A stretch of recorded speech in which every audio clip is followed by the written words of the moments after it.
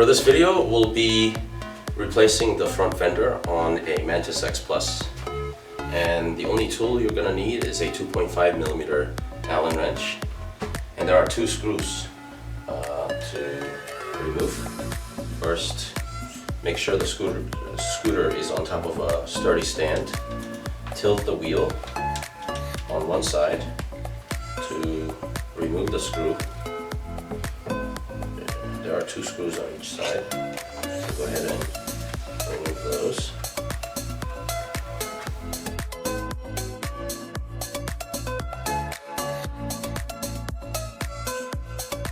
Okay, so the two screws are out on one side.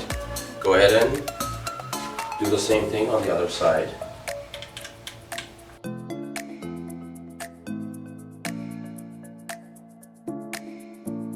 Okay.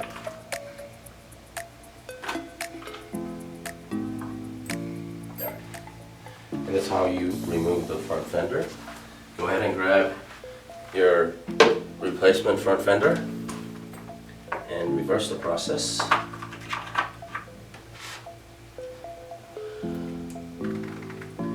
Make sure you tilt it on one side first.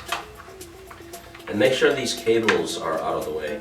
And there's a small opening here, the groove, and this is designed to accommodate for this motor wire that runs down through this hole. So make sure that that is in place.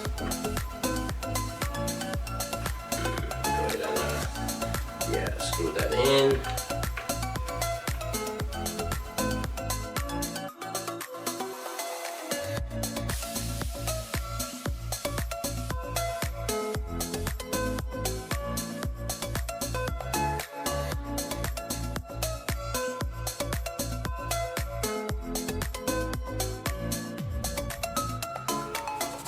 Okay, once all four screws are tightened, give it a quick check to make sure it's not loose.